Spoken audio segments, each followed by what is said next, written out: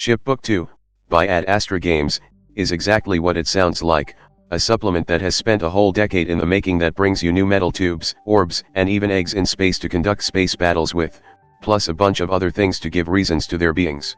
And no, I'm not joking about the taking a whole decade to make part.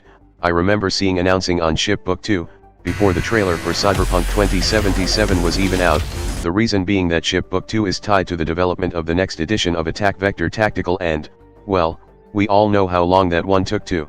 But enough talk, let's take a look at the ships, whereas Shipbook 1 somewhat showcased the standard vessels of each faction, and I do have to emphasize the word somewhat.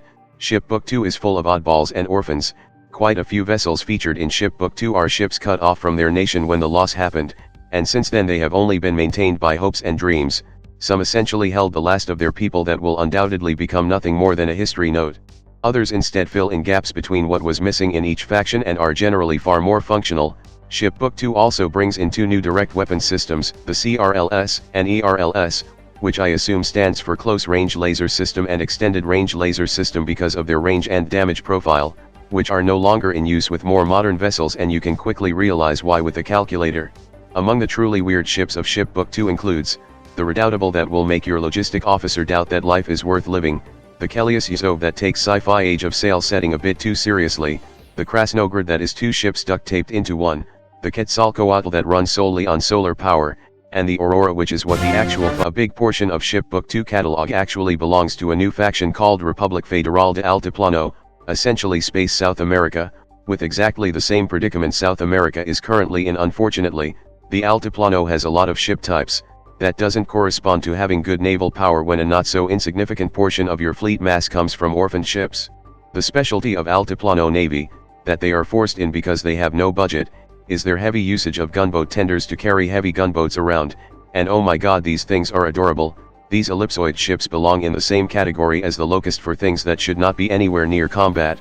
Anything heavier than a gunboat in Altiplano Navy is so sluggish that you should consider Napoleonic tactic, and they generally ran on chemical reactor like diesel-powered submarines, so they will not last long in combat either. Practically every ship in other navies can dance around these things, with the only exception being the Novorossiya's navy, and that's because they don't have a navy. They have artillery platforms because calling their ships as ships would incur the wrath. This in turn shaped Altiplano's policy on neutrality, or try to, as they absolutely cannot afford to have a war with their neighbor, which also shaped the historical battles you can reenact in Shipbook 2 scenario book. Some of these are essentially massive game of chicken, as whoever violates the restriction and neutrality first will be penalized, like those occasional news of naval ships attempting to ram each other, because that's preferable than actually shooting, which can start a fucking war. Of course, sometimes the reward outweighs the point penalty. That's when it gets real exciting. And that's basically it on Attack Vector Tactical Shipbook 2, a supplement for Attack Vector Tactical that gives you even more ship-shaped math to smack around. You can get it now on Ad Astra main website and maybe drive a through RPG soon. That's all for now, and I will see you all next time. Hello there, if you like this video, please subscribe and click that notification bell button. If you want to see the videos early as well as further support my channel, you can join in my Patreon page, or buy me some coffee, links in the description. Anyway, have a nice day.